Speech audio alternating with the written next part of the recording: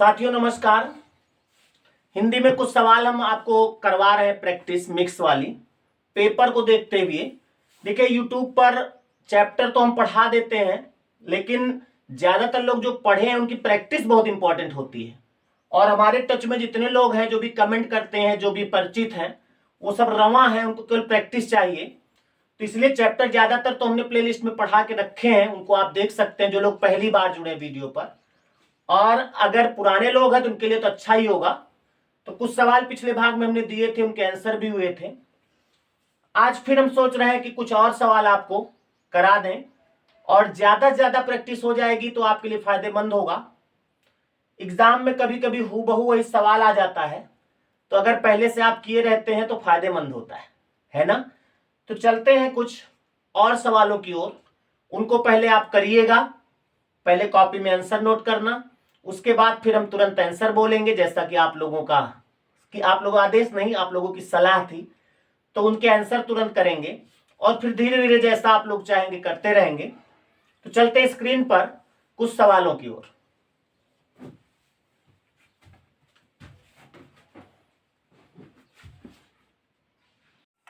तो हिंदी में आज 50 नंबर क्वेश्चन से शुरू हो रही है कहानी। 50 नंबर सवाल आपके सामने आ गया है, आप इसको देख सकते हैं। कह रहा निम्नलिखित में से शुद्ध वर्तनी वाला शब्द कौन सा है। ये बैलच कहाँ गया। शुद्ध वर्तनी वाला शब्द कौन सा है। वयस्क लिखा है,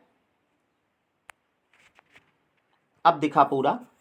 तो वयस्क आप जानते होंगे किस तरह लिखा जाता है, आंसर हम बाद में बताएंगे। 51 नंबर इंद्र का पर्यायवाची शब्द कौन सा है। राजीव, कंदर्प, शक्र, बल्लभ। जो भी आपका आंसर हो लिख लीजिए कॉपी में। मनोहर शब्द में संधि कौन सी है। स्वर संधि, व्यंजन संधि, दीर्घ संधि की विसर्ग संधि। और संधि तो बता ही देना है, साथ में मनोहर का संधि विच्छेद भी कर लेना है। कर लो इसी वक्त, लिख लो वहीं पे, जहां पे आंसर नोट कर रहे हो वहीं पे लिख लो। धीरे धीरे आगे बढ़ेंगे, क्योंकि एक दिन कमेंट भी आया था कि थोड़ा धीरे धीरे आप बढ़िए। उसके बाद फिर 53 नंबर सवाल ये दिखा, निम्नलिखित में से कौन सा विसर्ग संधि का उदाहरण है। विसर्ग संधि का उदाहरण।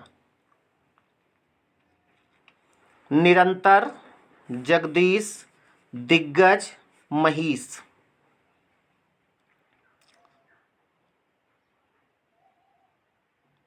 हो गया होगा जिसको आता है, और जिसको संधि नहीं आती ना, रुको अंजो दीदी, अभी जिनको संधि नहीं आती है वो फिर बार बार हम याद दिलाते हैं।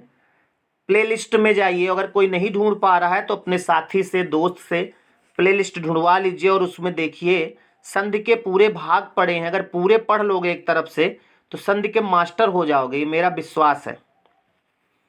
अंजो दीदी के रचनाकार कौन है। आपको रचना रचयिता इसी तरह हम देते रहेंगे। अंजो दीदी को याद कर लेना, इससे आता नहीं होगा तो आप तुक्का जरूर लगाइए। इसमें तुक्का लगाओ, देखो सही होता है कि नहीं। अंजो दीदी के रचनाकार भुवनेश्वर, भारतेंदु हरिश्चंद्र, उपेंद्र नाथ अस्क, उदय शंकर भट्ट। अंजो दीदी एक उपन्यास है, इसको लिखा किसने है यही पूछा जा रहा है। तुक्का लगा दीजिए अगर ना आता हो तो, और जिसको आता है अच्छी बात है। 55 नंबर सवाल है, चंदायन किसकी कृति है। मुल्ला दाऊद, जायसी, कुतुबन, शेखनवी। सब बहुत इंपॉर्टेंट रचनाएं दे रहे हैं आपको, जो भी हो आप आंसर लगाओ।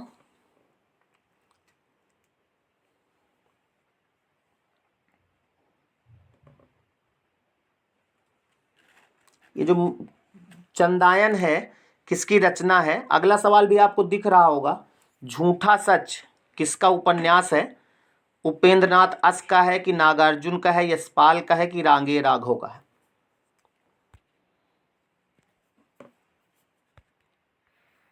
आगे बढ़ा जाए। पायो जी मैंने राम रतन धन पायो, इस पंक्ति के रचयिता कौन है।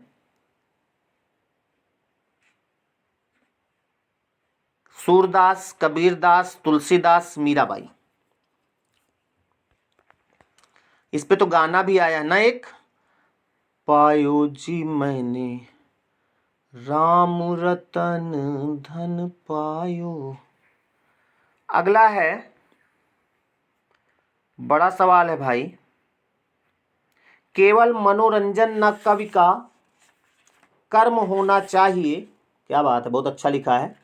केवल मनोरंजन न कवि का कर्म होना चाहिए, उसमें उचित उपदेश का भी मर्म होना चाहिए।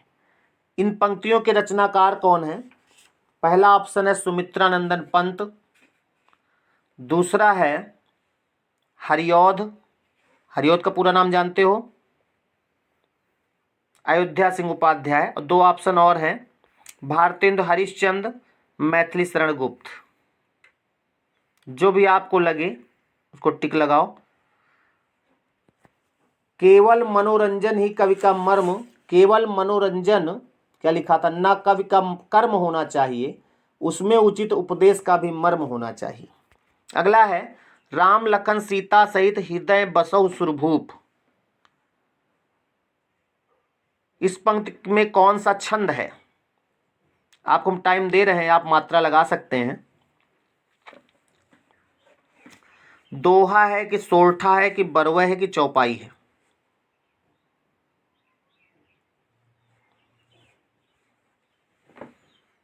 जल्दी लगाओ मात्राएं। अच्छा, मात्राएं लगाने के लिए कॉपी में लिखना पड़ेगा आपको। मोबाइल तो दूर रखे होंगे आप, लिख लो जल्दी से।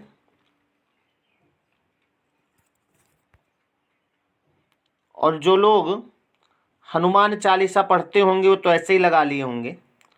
और 60वां सवाल है, अति मलिन वृषभान कुमारी, अधुमुख रहित उरध नहीं चितवत, ज्यों गथ हारे थकित जुआरी, छूटे चिकुर बदन कुम्भिलाने, ज्यों नलिनी हिमकर की मारी। उपरोक्त पंक्तियों में कौन सा अलंकार है? क्या बात, अभी अलंकार मैंने पढ़ाया नहीं, रस भी नहीं पढ़ाया, हमें मालूम है। जैसे एग्जाम आता है हम तुरंत पहले पढ़ाएंगे आपको। रूपक, अनुप्रास, उपमा, उत्प्रेक्षा। अगर ऑप्शन अच्छे से देखेंगे तो लगा लेंगे पक्का।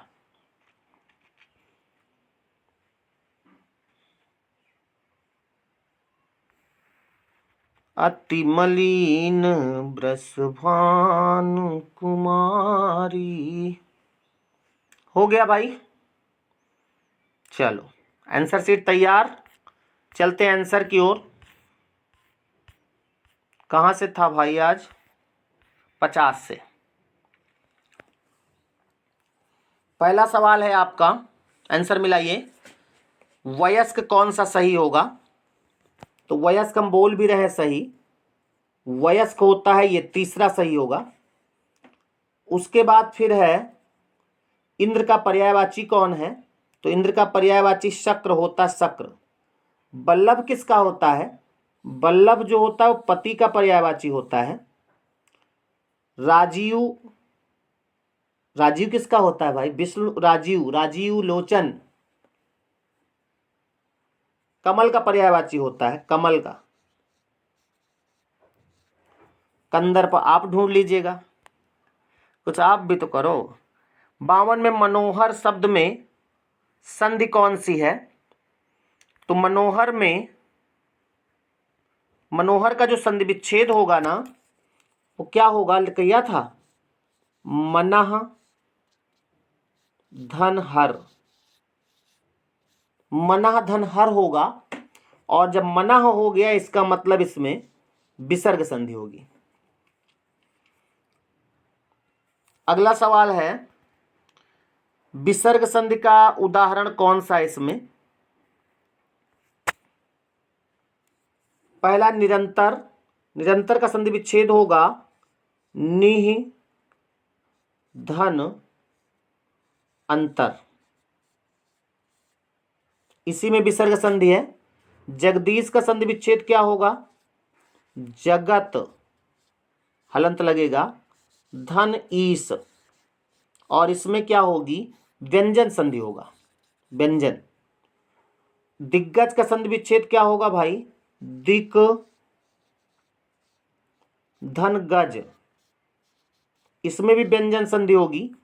और महिष का संधि विच्छेद होगा मही धन ईस, बड़ी ई प्लस बड़ी ई, यानी इसमें दीर्घ संधि होगी, स्वर संधि।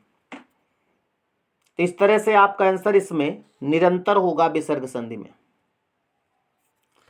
अंजो दीदी के रचनाकार कौन है?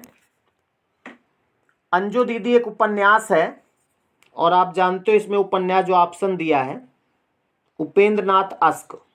अंजो दीदी उपेंद्र नाथ अस्क, इसको याद कर लेना है आपको। उसके बाद फिर चंदायन लगभग सभी लोग सही किए होंगे। चंदायन जो है आप जानते होंगे मुल्ला दाऊद की कृति है, ये मुल्ला दाऊद की, आदि कवि कहते हैं इनको, मुल्ला दाऊद को। और चंदायन का एक नाम और है, कोई जानता है? चंदायन का एक नाम है लोरहका। लोरहका सही नहीं लिखा क्या? लो अच्छा लिखे देते। अब हम लिख रहे हैं तो आप भी लिख लो। चंदायन, एक पॉइंट लिख लो, चंदायन आदि कवि मुल्ला दाऊद की कृति है, आदि कवि मुल्ला दाऊद की कृति है। इसे लोरहका भी कहा, गलत हमने लिखा है, लोरकहा कहा जाता, सॉरी, लोरकहा का कहा, लोरकहा, लोरकहा भी कहते हैं। और ये एक प्रेम कथा है, चंदायन जो है प्रेम कथा है, याद रहेगा आपको। उसके बाद फिर एक उपन्यास दिखा रहा है झूठा सच।